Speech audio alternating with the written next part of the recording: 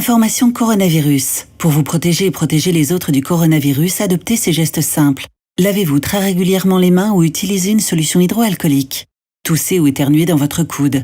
Utilisez des mouchoirs à usage unique puis jetez-les. Si vous êtes malade, restez chez vous et portez un masque chirurgical en présence d'autres personnes. Plus d'informations au 0800 130 000 ou sur gouvernement.fr. Ceci est un message du ministère chargé de la Santé et de Santé publique France.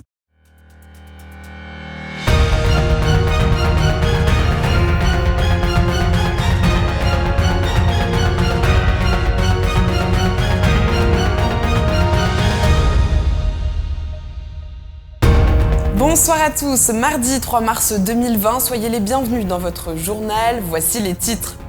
Un atelier dédié aux familles, découvrez ce que propose le pôle d'avenir d'Écuré dans la Meuse. Puis nous reviendrons sur le trail des Gaulois qui se tenait ce dimanche à Villers-en-Lieu en Haute-Marne.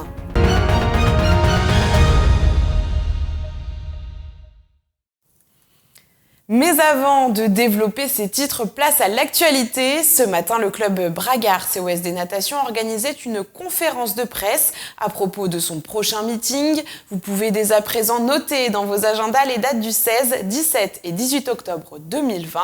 À noter que cette compétition sera qualificative pour les championnats du monde en bassin 25 mètres. Cette conférence était aussi l'occasion pour les organisateurs de faire un appel à bénévoles et partenaires. À ce sujet, je vous propose d'écouter Arnaud Massard, entraîneur et organisateur. Je crois que le meeting a tellement évolué que les besoins sont différents et plus conséquents qu'il y a 30 ans. Le besoin, c'est vraiment des bénévoles, mais au niveau tout ce qui est sécurité sur les parkings, au niveau déplacement. Donc les besoins sont énormes. Après, s'il y a des bénévoles qui n'hésitent pas à nous contacter, et puis après on les orientera là où ils se sentent le mieux. Également, on est toujours à la recherche de familles d'accueil pour héberger des nageurs étrangers. Donc c'est vrai que c'est une expérience assez enrichissante. Bon, c'est vrai qu'on recherche beaucoup de partenaires et là ils peuvent apporter énormément. C'est vrai que financièrement on est vraiment loin de tout ce qu'il nous faudrait. Puis après ça peut être du matériel, ça peut être des repas, ça peut être... Mais là je crois que pareil, il faut qu'ils nous contactent et puis après on voit avec eux ce qu'on peut faire. Pendant les vacances de février, le pôle d'avenir d'Écuré dans la Meuse organise des ateliers destinés aux parents et aux enfants. Cette fois-ci, la pierre locale était à l'honneur. Reconnue pour être tendre et malléable, elle a joyeusement été taillée par les enfants et les parents. Un sujet réalisé avec Antoine Regnault. Pendant les vacances scolaires à Écuré dans la Meuse, enfants et parents s'essayent à ce qui est sans doute l'un des métiers les plus emblématiques de l'époque des bâtisseurs, la taille de pierre. Armés de ciseaux et de pointes, petits et grands, ont pu, le temps d'une après-midi, se transformer en artisans. Henri, le médiateur culturel du pôle d'avenir, devient alors le chef de chantier. Après avoir coupé un bloc pour chaque participant, les apprentis ont dû faire appel à leur créativité pour choisir un motif à tailler. C'est les reliques de la mort dans Harry Potter. Et pourquoi tu as choisi ça ? Parce que j'aime bien Harry Potter. T'es pas le seul. Une fois le motif choisi, il doit être détaillé à l'aide d'une pointe, puis la place est laissée au ciseau pour faire apparaître le motif en relief. Cet après-midi, pleine de poussière et hors du temps, était aussi sous le signe du partage en famille. L'idée, c'était d'une part d'apprendre à retravailler ce matériau pour les enfants, mais aussi de pouvoir travailler en famille et d'avoir un temps d'échange. Il faut dire que parents et grands-parents se sont rapidement pris au jeu. Malgré la concentration qui était de rigueur, les sourires étaient sur toutes les lèvres. Qu'est-ce qui vous a plu dans l'idée de faire cette activité ? De faire une activité avec mes deux garçons, une activité en famille et puis découvrir la taille de pierre. La taille de pierre, c'est très plaisant. Et puis d'accompagner mes deux petites filles. Cet atelier taille de pierre, c'est aussi l'occasion de sensibiliser le jeune public aux métiers manuels et plus particulièrement à cette pratique ancestrale qui perdure.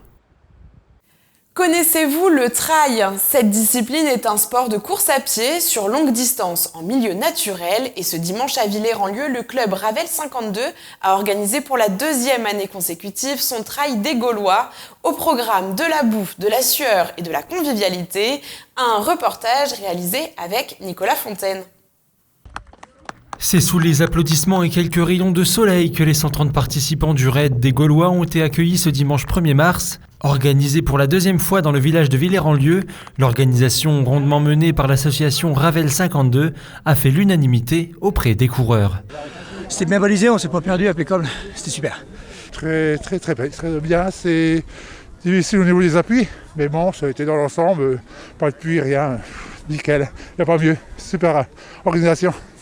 Même si la pluie était absente, il a fallu faire avec un terrain très boueux. Le terrain était bien mouillé, ça fait un mois qu'il pleut.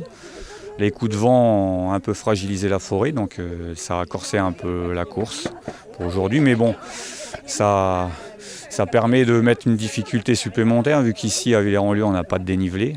Donc c'est une difficulté supplémentaire. Voilà. Mais ne croyez pas que cela ait pu décourager ces Gaulois.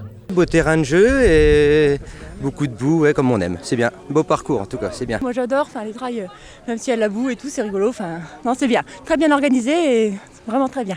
On a couru dans la Ventouse dans l'eau carrément, bien noyé, mais sympa. Parcours sympa. Le trail, c'est un grand bol d'air. Au milieu de la forêt de Villers-en-Lieu, sur 10 ou 18 km, les coureurs ont pu arpenter la nature aumarnaise. On a vu même des sangliers passer avec des chiens, là c'était super.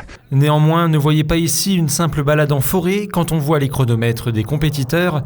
18 km en 1 heure et 8 minutes pour le vainqueur de l'épreuve. On voit bien que certains n'étaient pas là que pour la bonne ambiance, mais aussi la performance. Le prochain rendez-vous est donné en mai prochain pour l'événement phare du club Ravel 52, le dérathlon. Et c'est la fin de cette édition. Merci à tous pour votre fidélité. Je vous laisse avec la météo de demain qui, vous allez le voir, sera très mitigée. À très vite sur Puissance Télévisions.